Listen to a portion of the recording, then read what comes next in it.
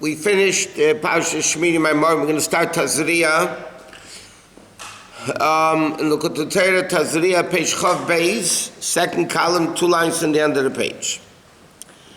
This is a very famous Gemara in Bab Metzia that's well known. He said, the Gemara Bab Metzia, Perek HaPolim, it says in the Gemara there, there was an argument in the heavenly yeshiva between the yeshiva and Hashem. It's argument and learning. In Bahadas Kedamis L'Sei Lavan Tamei. If first, sometimes a white hair is a sign of purity. But if the Bahadas, meaning the sign of leprosy, is there before the white hair comes, Tamei. Vim Sei Lavan Kedem, the Bahadas. And if the white hair is there before the Bahadas bears, is the type of color of leprosy. Then it's Tahar. What happens, Suffolk? What happens, we don't know what came first. So the Gemara says like this, it's a given, if the leprosy was before the white hair, it's Tamei. If the white hair was before the leprosy, it's Tahar. What happens if it's a suffix? We don't know which one was first. So the Gemara says, HaKadosh Baruch Hu Omer Tahar, Hashem says it's pure, V'kula Mesifta D'Rekiya, and the whole yeshiva heaven says Tamei. So now there's a debate between Hashem and the yeshiva. It's a very interesting concept over here. So a debate between Hashem and the yeshiva. So they said, Man Neichach, who's going to paskin? Can't ask Hashem. So the Gemara says, Neichach Rabbi Bar Nachmani. We're going to ask Rabbi Bar Nachmani, the famous Rabbi of the Gemara. The Gemara says, why? Because Hashem is Yachid Be'elyonim and Rabbi is Yachid Be'tachteinim. Nobody was like Rabbi. Amar Rabbi Nachmani, because Rabbi Nachmani said, and the Yochid ben Goyim, and the Yochid Ba'elas. There's nobody like me in the laws of the Goyim, there's nobody like me in the laws of Ba'elas. And Amar Tahar Tahar. And Rabbi Nachmani says, Tahar. Okay, 1 second.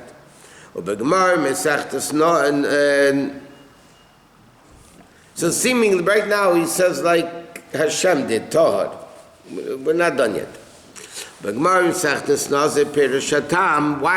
What's the reason why Rabbi said Tahar? So he said because the pasuk says first, L'taharei or l'tamei, to make him pure or to make him impure. How does the Torah begin? With the word Tahar, which means if it's a doubt, you go by Tahar.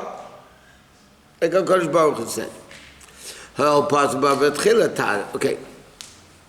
So he says, so Paul is very interesting. It's an argument that Hashem and the Mesifta and the Yeshiva, and you can ask Tanoim and Miroim, Rabbi was an Amero, to find out who's the halacha like.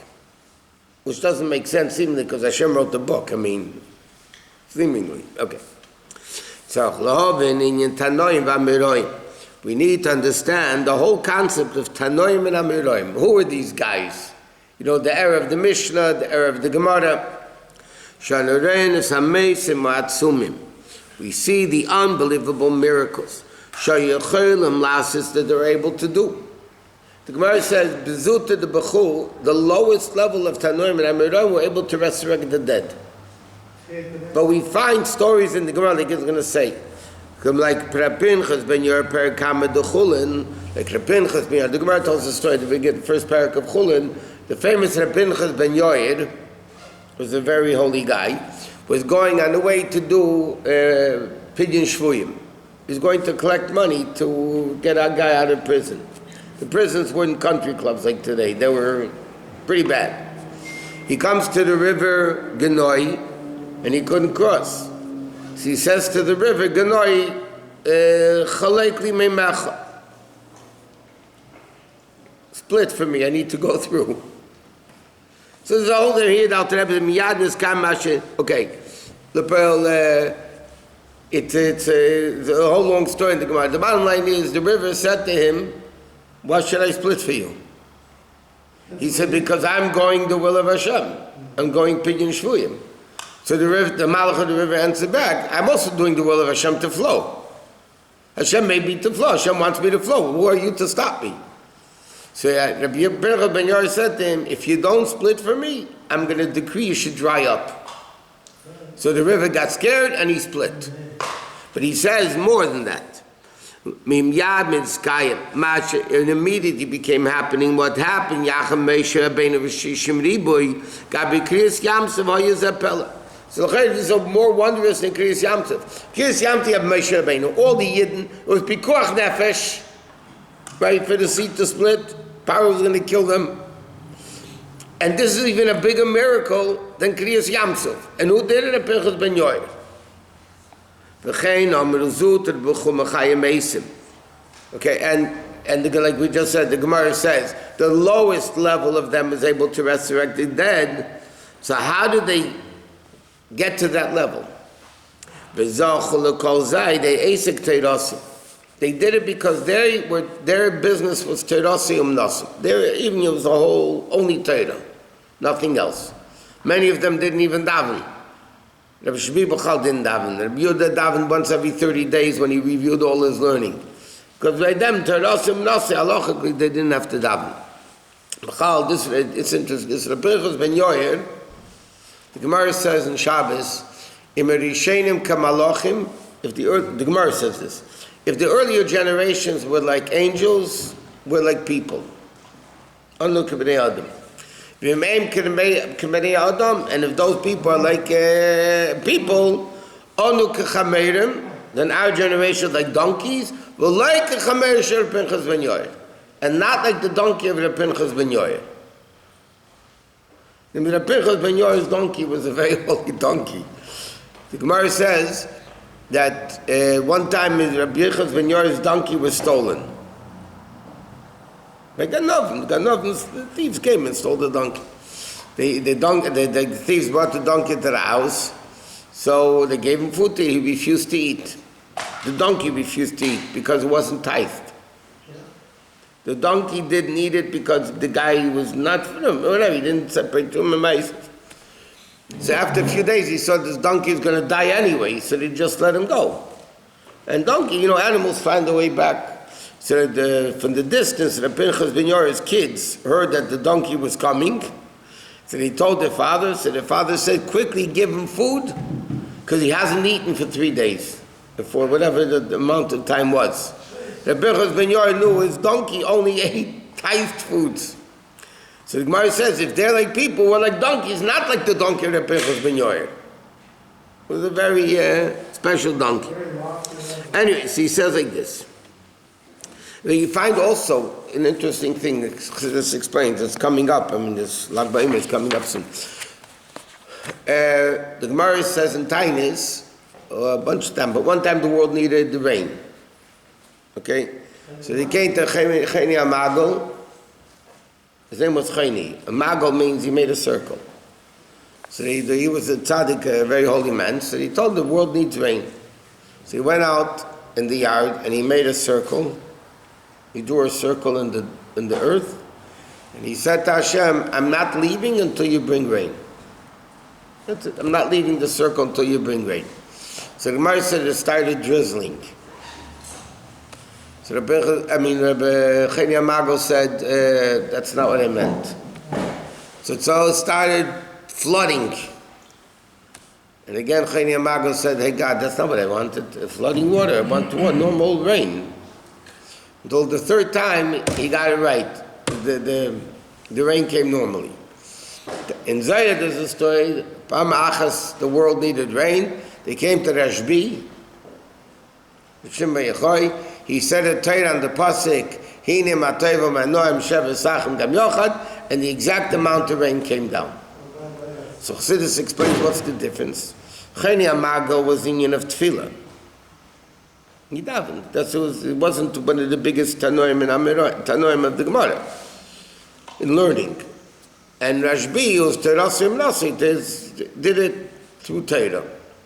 But when he did it through Torah, he got it right the first time. That's the mile of Torah over Tefillah, whatever. So he says, how did the Tanoim do all these unbelievable miracles? Well, the Gemara tells the story, Rabbi and Rabzeira, one put it, were eating Sudas Purim together, and they got drunk. Come Rabbi v'shachtel Rabzeira. So Rabbi got up and shechted Rabzeira. Then he resurrected him.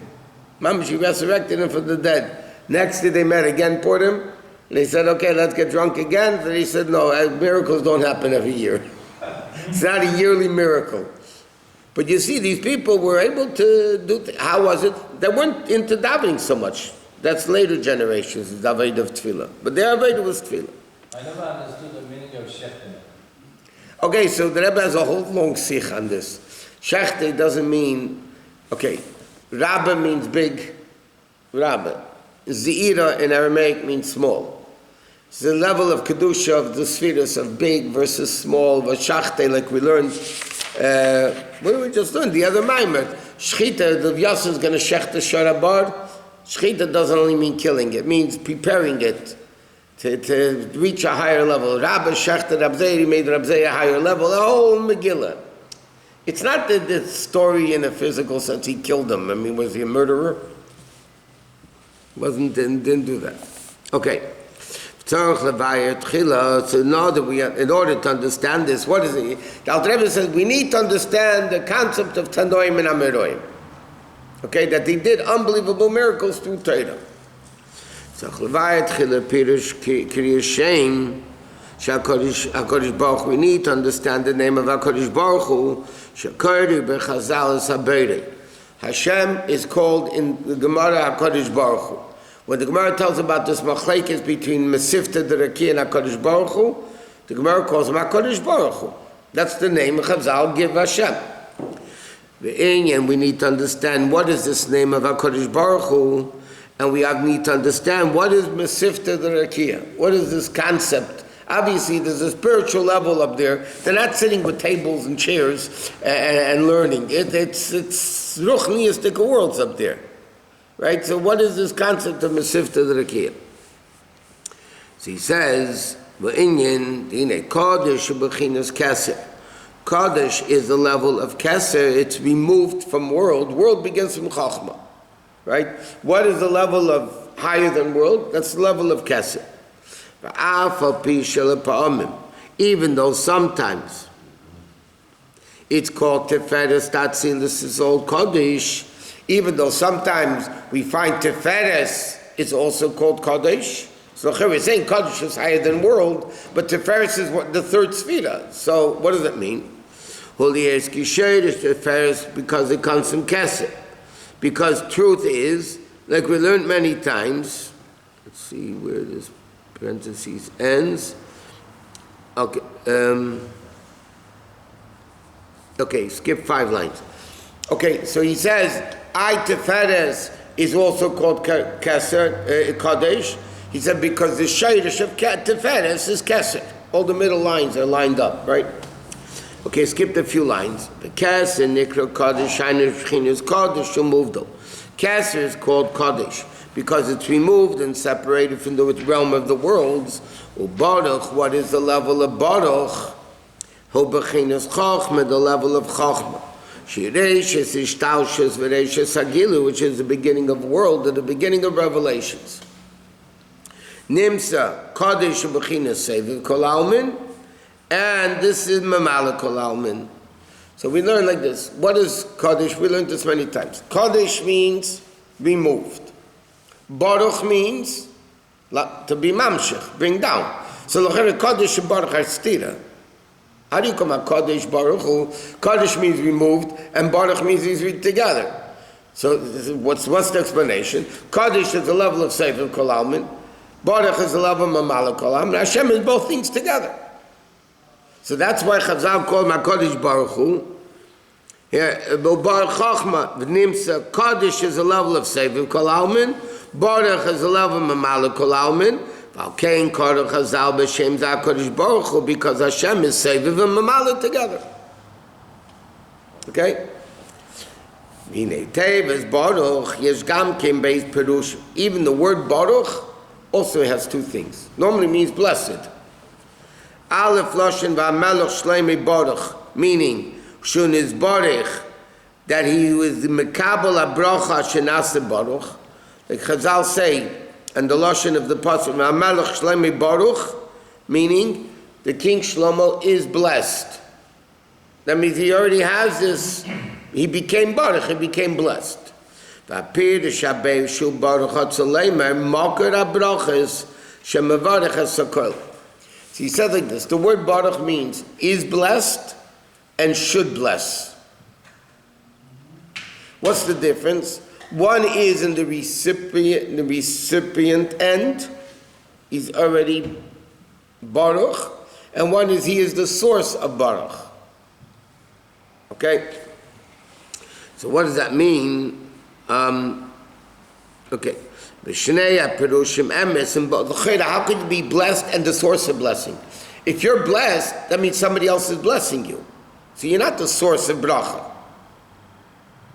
And yet we're saying baruch means the source of bracha and the recipient of bracha. Chachman is called baruch, like it says in Eitz Chaim. She is said Abba is called baruch. Mikama came the pa'amim nikra malchus baruch. Malchus is also called baruch in Kabbalah and Chassidus. So Chacham is called malchus, and malchus is called. Chacham is called baruch, and malchus is called baruch. Those are the two levels of the source and the receiver. Malchus is the receiving end. Okay. Skip the parentheses, 4 lines. So one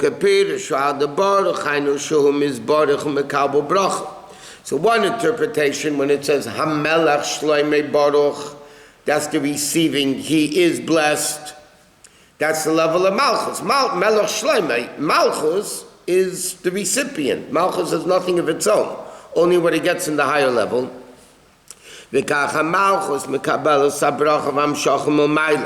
Which is the level of Chochmah, which is called Baruch. Kepir Shabeis, Makar HaBracha. So that's why he says, the word Baruch, Beis, Reish, Vav, Chof, switching the letters around, is a Rosh Tevis of Rosh, Makar, Kol HaBracha. Beis, Reish, Vav, Chof, switching it around, is Reish u'makar kol habracha, like it says in the Pardes Ero Baruch. It's the source of bracha. What does it mean? Because another word of bracha is brecha. Brecha means a pond. Brecha shemamshich mimenu mayim. Lokol. Okay, so that's like a brecha. Simply in Hebrew today, it's called a pool, right? A swimming pool. But it's the source of water, a shabricha, which is kvanim shech level of chokhmah that comes makar habracha, and that's why it says in Zohar, iyu bracha, baruch v'iyu bracha. That's why you have baruch, which is masculine. Bracha is feminine. So masculine is the giver, chokhmah. Bracha, the feminine, is the receiver. That's the level of malchus, which is the feminine level, the receiving end. So that's why Baruch has both things in it. There's Baruch and there's Bracha. Baruch is the source of the Hamshacha Chachma, the Mashpia, the Zachar, the male. Chachma is masculine. And then you have Malchus, which is the feminine.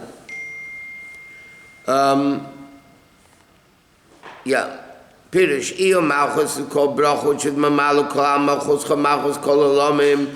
That's the level you say Abba, that's called Baruch. Och L'mayla Mi'ah Chachma,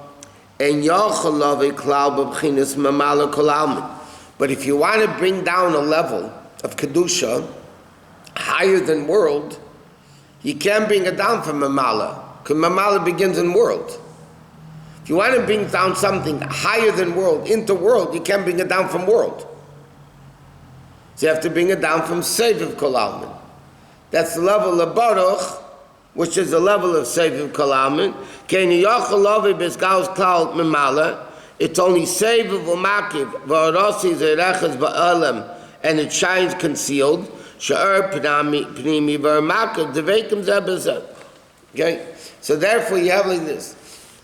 It says the expression in Kabbalah that the Or Pnimi and the Or Makiv are really the same thing. It's the same level. One is revealed and one is concealed. It's the same thing. One's revealed, one's concealed. So Baruch, in the masculine level, when you say it's Baruch, that represents a level higher than world. That's B'chlau, what a bracha is. What do you ask your bracha? To bring down something that's not down here yet. We learned, okay, it's late, but what's the difference between bracha and tefillah? We learned many times. Bracha means you go to a tzaddik. Bracha means to bring it down. Okay? Somebody wants a bracha for children, parnasa, whatever it is, yeah? That means, why isn't it down here yet? Because you weren't able to bring it down from the ruchnistic levels into the gashmistic levels. So what do? You go to a stronger person, you go to a gibor. You can schlep it down, but the tzaddik can schlep it down. One reason is because the tzaddik's so high, you can just push it down. It's easier to push down than to pull down. So the tzaddik's at a higher level, you couldn't schlep it down, so the tzaddik, it brings it down for you. That's, you come to a tzaddik for a bracha. But what happens if it's not up there? Then the tzaddik can't bring it down. The tzaddik can give you a bracha, or the Rabbi said every Jew can give brachas. Because every Jew doesn't have the koyach to bring it down. But if it's not there, even a tzaddik can't bring it down. That's the concept of tefillah. What is tefillah? Yehirat milfanecha. Yehirat means may it become the will. Yehirat, may it be, it should become. The ratzim milfanecha, it should become the will. That tefillah accomplishes. That's the difference between bracha and tefillah. So every time you say bracha, you bring someone into the malach? Yes. Not only that, how do you bring sev? How do you connect two opposites, sev and mamala? So that's why you say ata. Ata is the essence, higher than world. So you're saying baruch, bring down, ata the essence, and then havaya seviv, alokeinu is mamala. So you bring down through ata, connecting seviv and mamala, because you can't connect two opposites, right? You got to be mamsh higher than both. And then it becomes avaya, then it becomes seviv, then it becomes into alokeinu, and then through this melech ha'elam it comes into the world. That's the definition of a bracha.